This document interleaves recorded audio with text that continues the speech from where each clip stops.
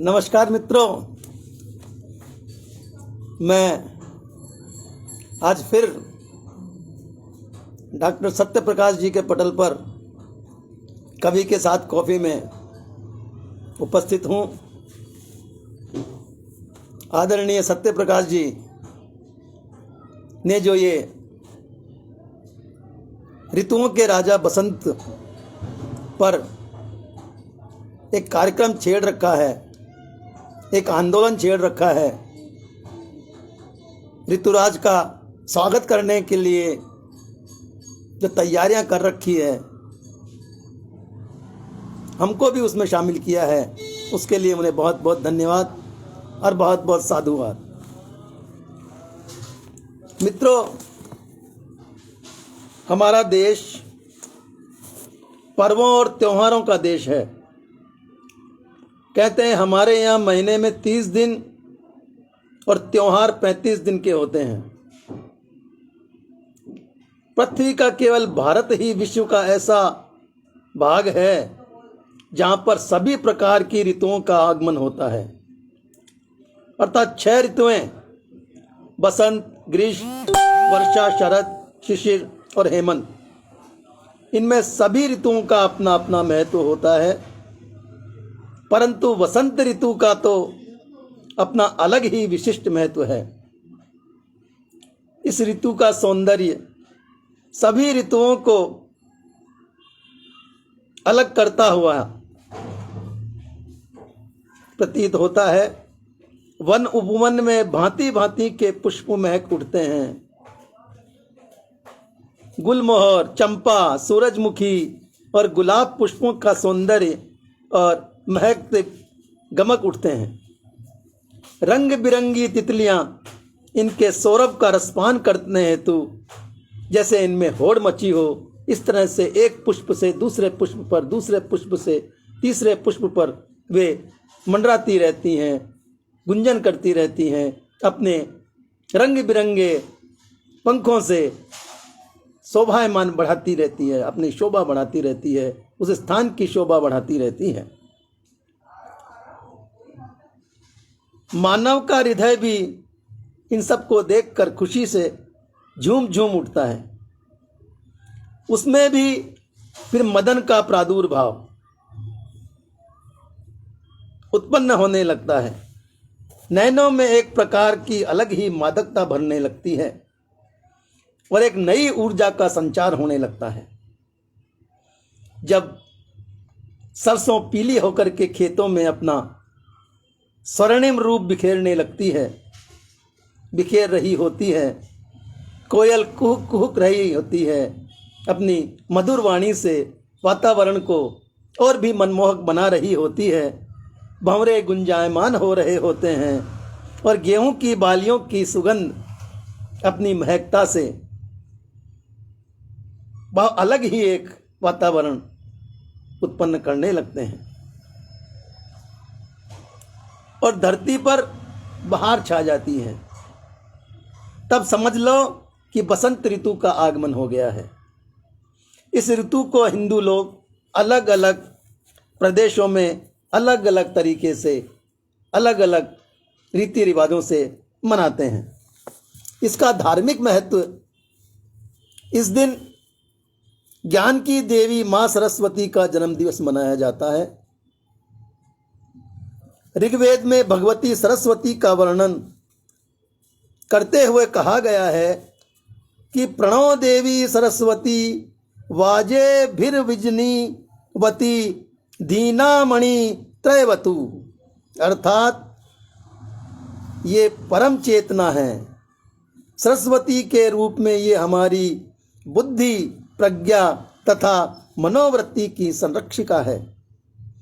हमें जो आचार और मेधा है उसका आधार माँ भगवती सरस्वती ही है।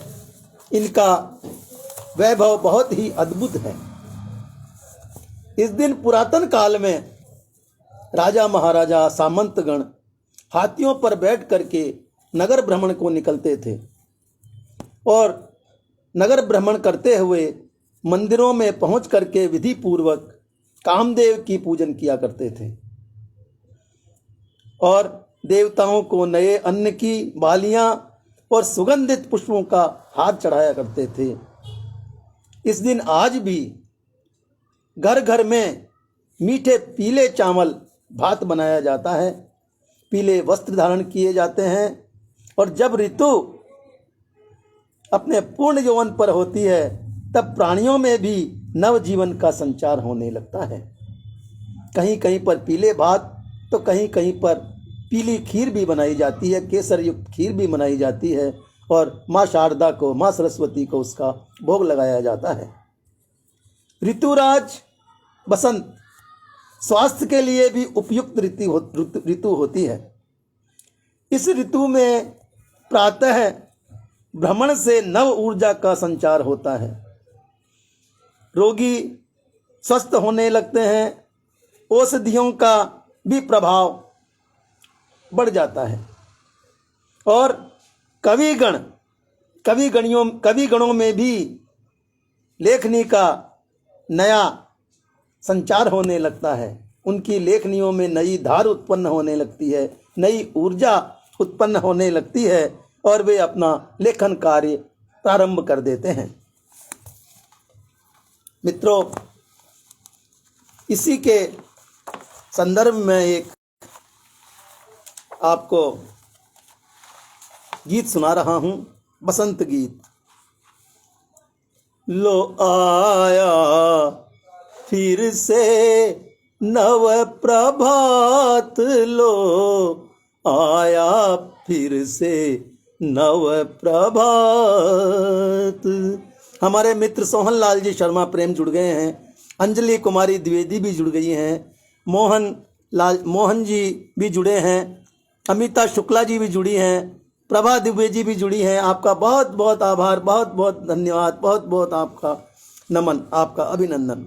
लो आया फिर से नव प्रभात, लो आया फिर से नव प्रभात। भावी आया वर्तमान बन, भावी आया वर्तमान बन, झर अतीत के पात, लो आया फिर से नव प्रभात।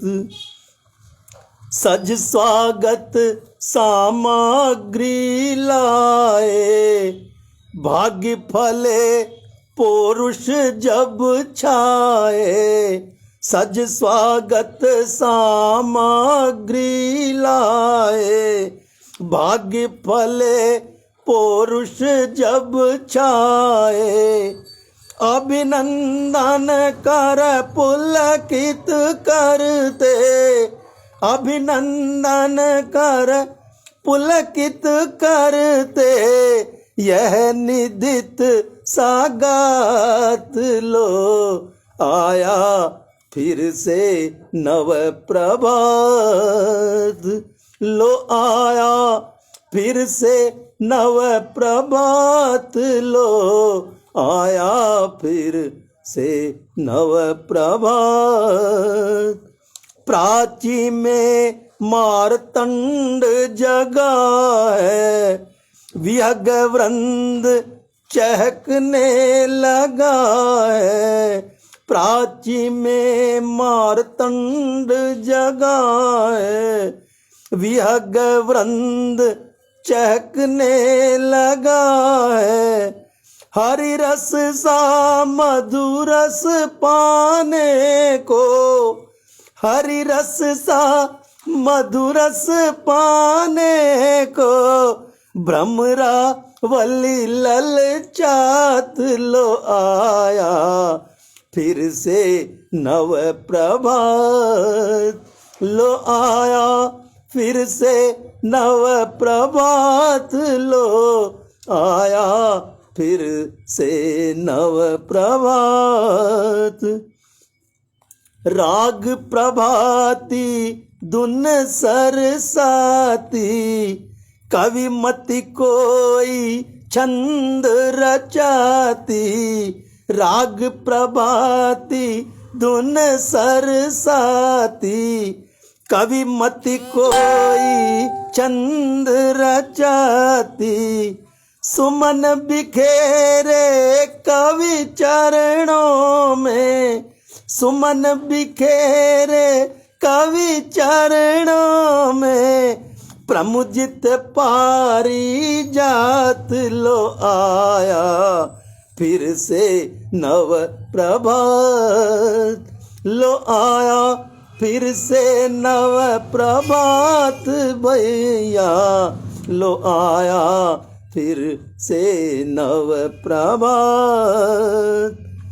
जागृति का अभियान रचाने, सौरभमय संदेश सुनाने, जागृति का अभियान रचाने, सौरभमय संदेश सुनाने, खिले तड़ागों में ये अगणित, खिले तड़ागों में ये अगणित, जज्बाती जल जात लो आया फिर से नव प्रभात, लो आया फिर से नव प्रभात, लो आया फिर से नव प्रभात। अंतिम बंद है। मधुर मधुर मुरली जब बाजे, बसंत ऋतु के साथ कृष्ण कन्हैया की भी एक अलग ही छवि है और उनके बिना बसंत ऋतु भी अधूरी होती है।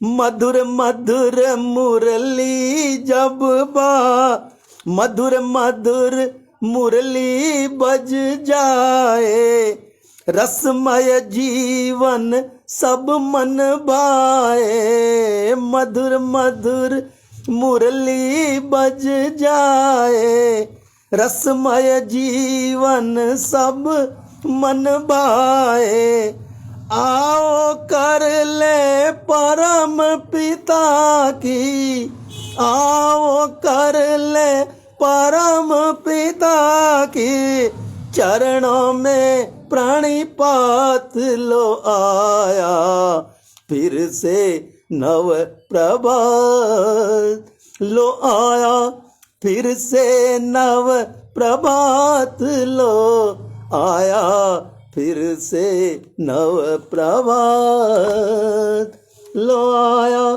फिर से नव प्रभात बंधु, लो आया फिर से नव प्रभात।